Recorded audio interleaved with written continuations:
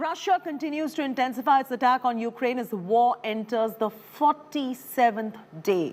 Russia is relentlessly bombing Ukrainian cities, intensifying the attacks in the country's eastern parts. Russian troops launched a massive missile strike at Dnipro airport. The airport administrative building and runway suffered severe damage. Russia has also announced strikes in several other places like Mykolaiv, Kharkiv regions. 66 artillery attacks were carried across several regions in the past 24 hours itself. The death toll has now increased to 57, while 109 were wounded in the Kramatorsk train station attack. Meanwhile, Ukrainian President Zelensky accused Russia of targeting European project. He said Russia's actions in Ukraine would lead to a catastrophe that will inevitably hit everyone if it was not stopped. Rajesh Pawar is now joining us live. Rajesh, we're getting reports that there is going to be further intensification of the offensive from Russia. What are you picking up on that front? The Russian troops which vacated the area in and around Kyiv have moved to eastern Ukraine through Belarus. And there have been concentration of Russian troops in the east of Ukraine and in southeast of Ukraine. And it is expected that in next 3 to 4 days, they are going to mount a heavy offensive in the eastern and southeastern parts of Ukraine. And these air attacks we saw recently on Dnipro air base are an indication that, yes, this is likely to happen in next 3 to 4 days. Jyoti. Absolutely. And what about the Dnipro airport? I believe it's in complete shambles at the moment. Yes, Jyoti, the Dnipro airport has been put totally out of operation. And let me tell you, it is on Dnipro River. And what we had estimated a few weeks back, that in case Russians withdraw from Kyiv, they would like to capture as much of territory as possible east of Dnipro. And this attack can be seen in conjunction with that estimate which we had put out. And after Zaporozhye, Dnipro is the next big target on that axis. And let me also tell you that this is also the biggest railway junction in whole of Ukraine. Jyoti.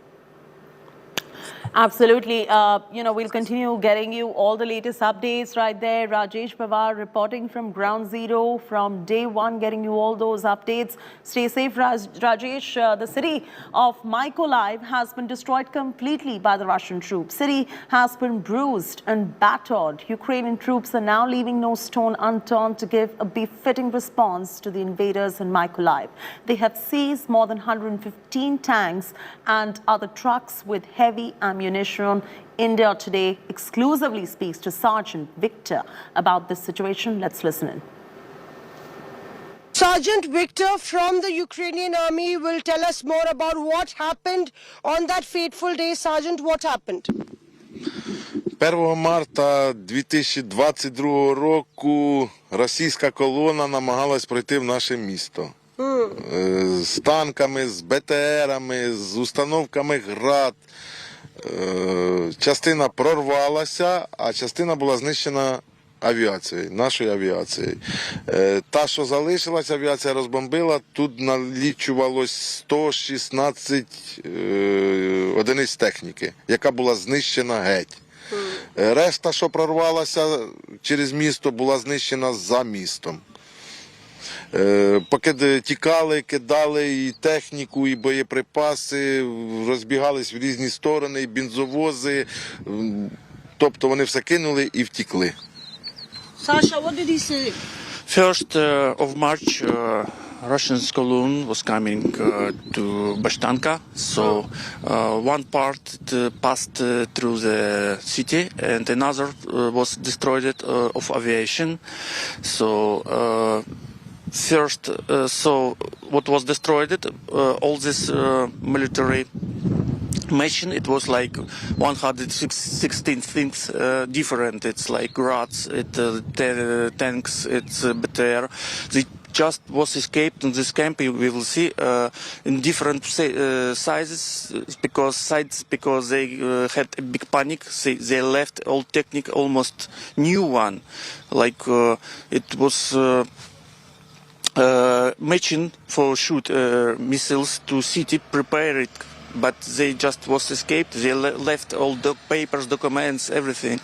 And another part, what was passed through the city, was destroyed of aviation of Ukraine. This is a symbolic picture of how the Russian forces are facing a stiff, aggressive Ukrainian defense force. This is a Russian truck, Ural, that you see on which we are standing, and how this has been completely destroyed after being bombarded. This truck was actually heading to a Russian base point where it was carrying cruise missiles, a lot of ammunitions, almost 80 ammunitions that it was carrying to target Bashtanka village. And here you can see that these broken parts, these plates, of course this has been sanitized, but 890 is the number that you see. Some signs of the manufacturing of this Russian truck that was carrying cruise missiles, we are told. And here on the tire, you can see that made in Russia, made in February 1995. So February 1995, made in Russian truck that is completely burnt. Right there, the steering wheel and the cabin completely destroyed. Here you can see that nothing is remaining. They had actually, the Ukrainian forces, sanitized this entire area. And this is not the only truck. We are told that more than 160 arms, ammunition, tankers and trucks loaded with a lot of heavy weaponry advanced towards Bashtanka village, which is a residential area. And when the Ukrainian forces actually detected this entire ammunition and this entire advancement of Russian troops, they were hovering around the airspace to bombard the Russian troops heading towards Bashtanka. You can see this is the door that is actually jutting out of this truck.